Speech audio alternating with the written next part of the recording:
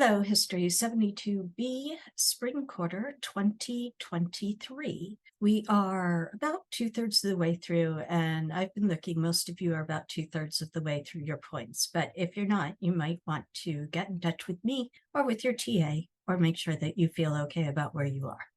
This is the second half of our mini lecture duo, making up Package E, the Great Depression, the New Deal, and the holes in the social safety net.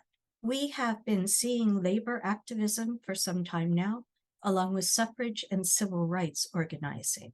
With the Great Depression, we saw union activism at the meeting place of race, sex, and the male breadwinner family model. In this lecture, we will be looking at how top-down responses continued to favor the heterosexual partnership family and the domestic wife ideal, even as they eased the bite of the Depression for some. The president, as the U.S. sank into economic depression, was Herbert Hoover. His approach to solving Depression-era disasters was conservative and along the lines of what we might now call trickle-down economics. His idea was that supporting banks and big money at the top, the benefits would trickle down to ordinary citizens. Unfortunately, his method offered zero relief to those in the bottom tiers of society.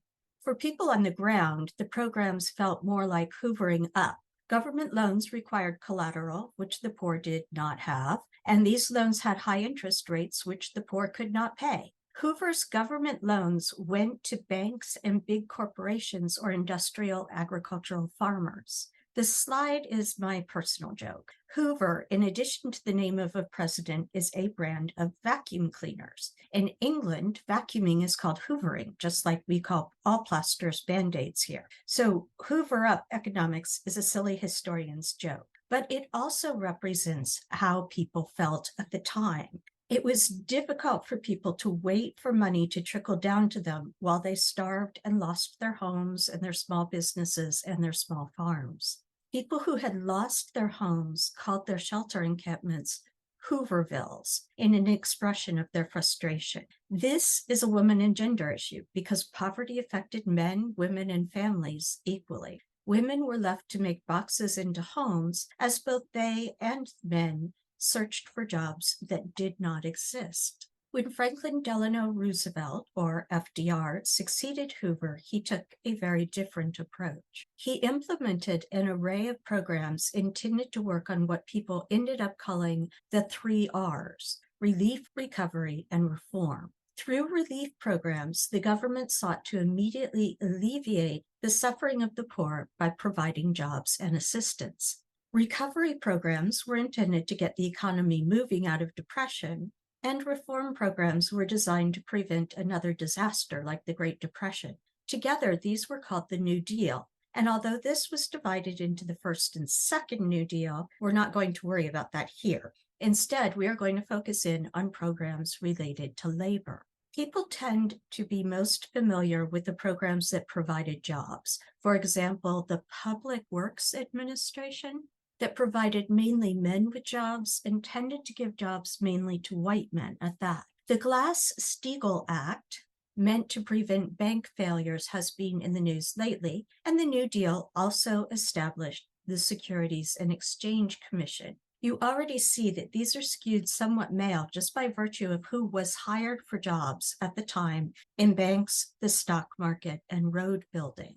A version of Social Security exists still, but again, from the very beginning, this institutionalized the male breadwinner model. It created a 2-track welfare system. Women were channeled into means-tested programs, meaning that they did not get assistance unless they could prove need. White men, because of employment patterns, got greater workplace benefits, including old age insurance and unemployment compensation, by virtue of the assumption that any man would work if he could, but women only took employment to supplement a family income. The Agricultural Adjustment Act helped farmers by providing subsidies to reduce production. In other words, it paid farmers not to plant some crops to keep prices stable. This seems like a great idea for small farms like those of the Northeast. Not so much for the South, where the landowners got the benefits, but poor sharecroppers worked the land. Landowners would just kick sharecroppers off the land and collect subsidies, actually exacerbating poverty.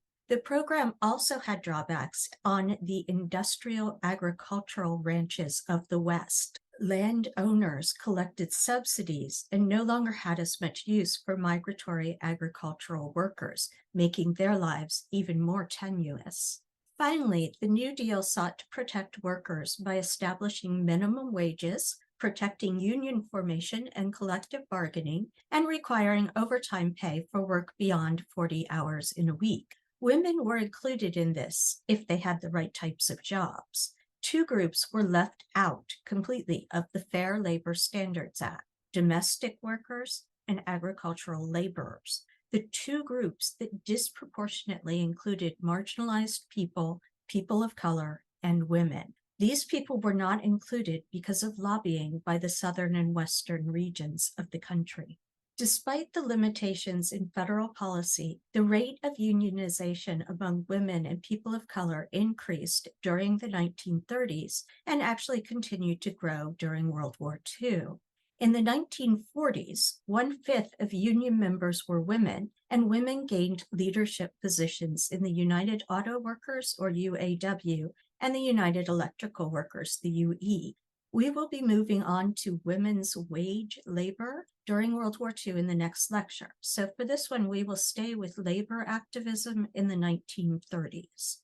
Women of color continued to be a critical force in fair labor activism. I will be covering ground here that is also in your Forgotten Workers article, so that would be a good place to review or find more detail. The NRA was not the acronym for the National Rifle Association. There was no gun lobby in the 1930s. 2 slides ago, we saw part of the New Deal called the NIRA, and I've copied it again here, for National Industrial Recovery Act. One thing that the NIRA did was create the NRA, or National Recovery Administration, to work out the specifics to what the NRA would cover on the ground and how it would be implemented and enforced.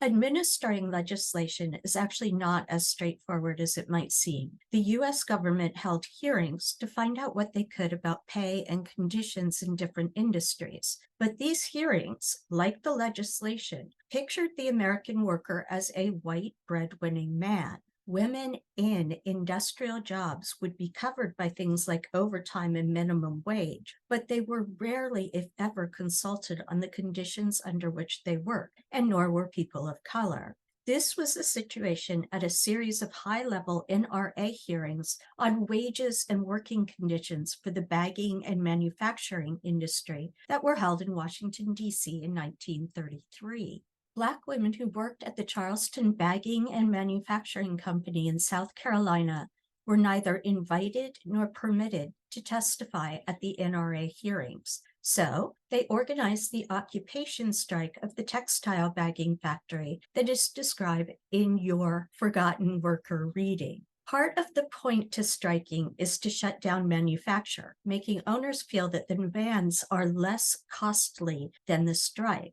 This doesn't always pan out because employers just bring in strike breakers or scabs to stop the financial bleeding. The point of an occupation strike is to prevent strike breaking, but also to reach national news and government ears. In this case, the women did achieve national attention, but the press presented them and their cause in ways designed to prevent sympathy rather than to encourage it.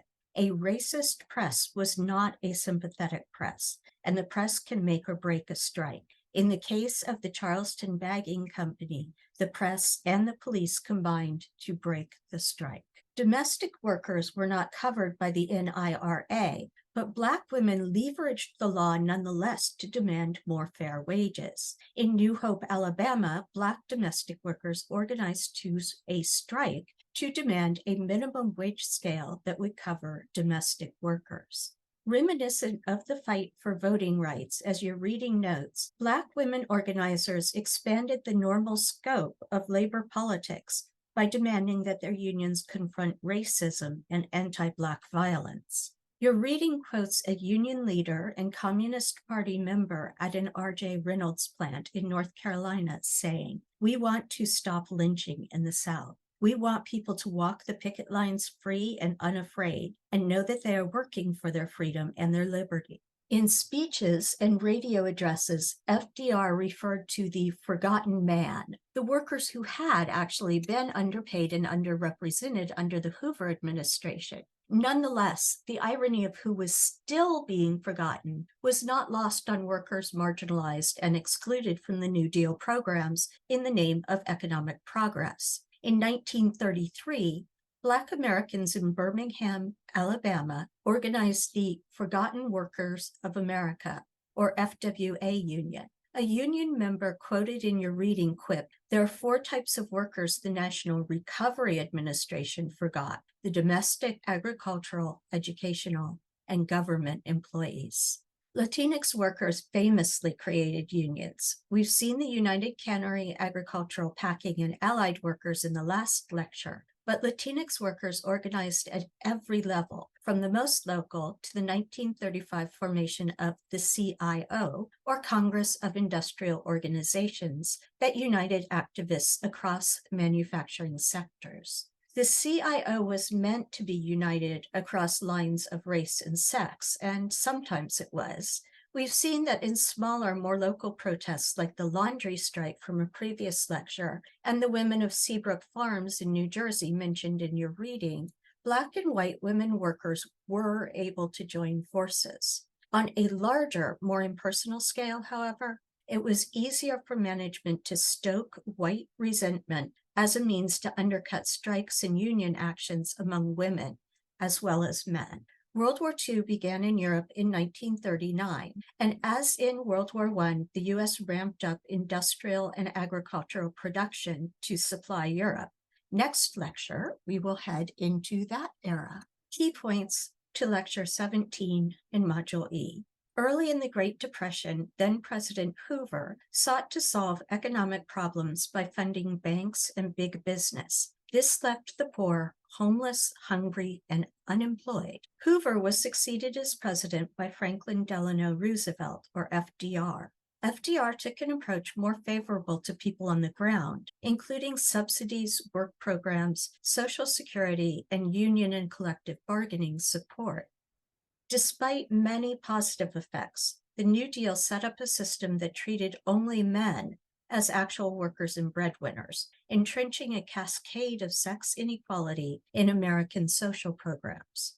The NIRA, National Industrial Recovery Act, explicitly excluded domestic and agricultural work from protections, both types of work with high percentages of women of color. Nonetheless, women of color in all sectors of the economy were essential to the formation and work of labor unions. White racism interfered with union effectiveness, especially in larger, more impersonal contexts in which management and ownership could stoke white fear and resentment. This is a coda under construction. I'm still sort of feeling my way out on it.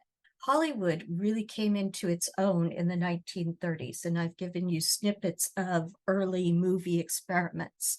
In the 1930s, movies were largely an affordable form of escapism, and in contrast to grim reality, they offered a vision of glamour and fun. During the Depression, they also offered women roles beyond oppressed dependent. 1930s Hollywood often surprises people now when they see the boundaries pushed before the backlash formed. Now, I'm not saying that 1930s Hollywood was not racist and sexist. It was both, but it did offer some surprising moments.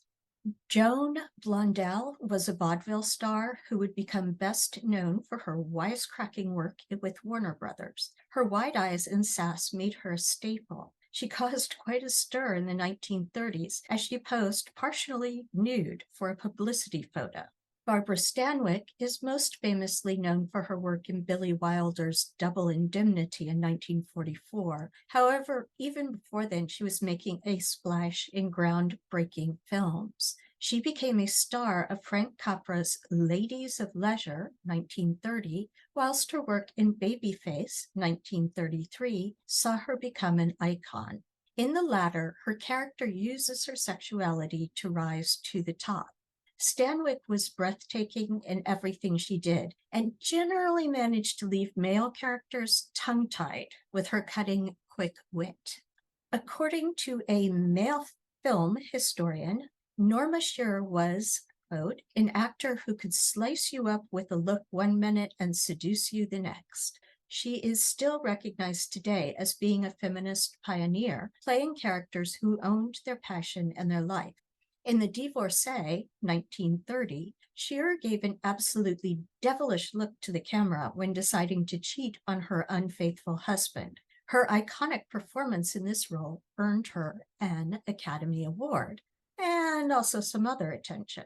Hollywood movies were, in theory, meant to adhere to something called the HIS Code, a list of do's and don'ts developed in 1930 for what was acceptable in cinema. But these were not uncommonly treated as suggestions and widely ignored. In response to the flouting of the code, the Catholic Church issued a slew of condemnations. The Legion of Decency, a Catholic organization that effectively alerted parishioners as to whether they were allowed to see a movie, singled out Norma Shearer. We advise strong guard over all pictures which feature Norma Shearer, an announcement read. The Archbishop of Philadelphia told worshipers that the film industry was, quote, promoting a sex mania in our land. We never hear that now, right? And he instructed Catholics not to go to the movies under pain of mortal sin until instructed otherwise. I have not heard if he ever instructed them otherwise. Jean Harlow was considered the ultimate blonde bombshell. Harlow was best known for her comedic talent, whilst also being the utmost vamp. Her popularity was so huge that she is still thought of as one of the biggest stars of all time. The great tragedy is that we don't get to see more of Jean Harlow. She died of renal failure at only 26 years old. Mae West was and is many a drag queen's icon. She is known for innuendos, body behaviors, and sensational sex appeal. Although West had a lovely lightheartedness to go with it all, she filled the screen with her enormous and unique personality. West often played opposite Cary Grant, but she was the only real legend in those films. Hailing from Berlin, Germany, Marlene Dietrich was perhaps one of cinema's most iconic players. Dietrich broke barriers when it came to female expression in the big screen, especially in Morocco, 1930, where, dressed in a suit, she kissed another woman in a role that earned her only Oscar nomination. Dietrich worked as a humanitarian up until her death. Most Black Hollywood stars got their start in Harlem or Broadway or Paris in the 1920s and continued there through the 1930s and 40s. You already know something of Josephine Baker if you joined us for Dante's Talk. One of the world's first superstars, Josephine Baker got her start working vaudeville. By the time she was 15, she was on Broadway and starred in iconic all-Black cast Broadway shows. Baker made her debut on the Paris stage in the classic La Revue Negre in 1925, appearing on stage wearing nothing but a string of feathers. She was an overnight sensation and proceeded to embark on a career as one of the world's greatest stars. In the middle of the 20th century, Josephine Baker was the wealthiest Black woman in the world. She starred in 10 films between the late 1920s and the mid-1950s. After World War II, she was awarded the Croix de Guerre by the French government for her role in the French Resistance. She received the Legion of Honor in 1961. Baker was also active in the American Civil Rights Movement. She was recognized by the NAACP for her work for civil rights and was one of the only female speakers in Washington, D.C. for the March on Washington for Jobs and Freedom. At her death in 1975, she was given a state burial in Paris with full military honors. A star on Broadway and in Harlem during the 1920s, and at one point the highest paid performer on stage, Ethel Waters earned the nickname of Sweet Mama String Bean for her sultry and seductive persona and her performances in the theater and on the concert stage. Establishing a career as a singer as well as an actress, Waters came into Hollywood already a star. During the 1940s, she appeared in 6 films. Nina Mae McKinney first became known as the seductress Chick in the first all-Black musical Hallelujah in 1929. She remained a prominent actress throughout the 1930s, 1940s, and 50s, appearing in a string of films throughout the decades. A popular Harlem star of the 1920s, Ethel Moses began her career as a dancer and a singer, and as a chorus girl on Broadway. Moses rose to cinema fame as one of the leading ladies in films by legendary Black filmmaker Oscar Micheaux. With Micheaux, Moses made several classic films, including Temptation in 1935, Underworld in 1937, and God's Stepchildren in 1938, as well as Birthright in 1939. The legendary Hattie McDaniel was the first Black person ever to win an Academy Award. After a steady career in Hollywood playing a domestic, in 1939 she won a part in the classic film Gone with the Wind. For her performance, she was awarded the 1939 Academy Award for Best Supporting Actress. A popular actress of the 1930s, Freddie Washington appeared in 2 iconic films during the decade, Emperor Jones with Paul Robeson in 1933, and Imitation of Life with Louise Beavers and Claudette Colbert in 1934. The wife of the legendary pioneering Black filmmaker Oscar Micheaux, Alice B. Russell, appeared in 11 films between the late 1920s and the late 1940s, often appearing as the stern, wise maternal figure. Russell also worked behind the scenes as director and producer. I'm borrowing Margaret Talbot's words from a New Yorker article here. One of the stranger things about the history of movie making is that women have been there all along, periodically exercising real power behind the camera, yet their names and contributions keep disappearing, as though security had been called again and again to escort them from the set. This is a pattern that happens in sports and science as well. Here you are looking at Mary Blair, one of the female concept artists for Disney's early animations. I think that she was working on Alice in Wonderland in the image that you have there. Joseph Breen, whose image I am not going to show you, was hired by the Motion Pictures Producers and Distributors of America. The onus to determine what was acceptable in film fell to them. Breen had strong ties to the Catholic Church and considered Hollywood immoral. He galvanized the Catholic Church against the industry, even writing speeches on the scourge of Hollywood for the clergy. His efforts worked and sent Hollywood into an economic tailspin. Breen offered a solution to the problem that he himself had manufactured. Movies would be required to have a seal of approval from his office, certifying that they followed the Hays Code to the letter. Violators faced a $25,000 fine during the Depression. The updated code went into effect in July of 1934, and, quote, pictures shall not infer that low forms of sex relationship are the accepted or common thing, the code read. Adultery and scenes of passion were to be avoided. Even a silhouette of childbirth was prohibited. The racism of the code was overt. Miscegenation was forbidden. Women's bodies were to be closely regulated. Dance movements and costumes must be free of sexual innuendo. Take that, Hollywood women. The code would remain in effect for more than 30 years. I am ending on a slide of Wang Liu's song, known professionally as Anna May Wang. She was an American actress, considered the first Chinese-American film star in Hollywood, as well as the first Chinese-American actress to gain international recognition. Her varied career spanned silent film, sound film, television, stage, and radio. Her choices of roles were limited, but that has to do with racism and not her abilities.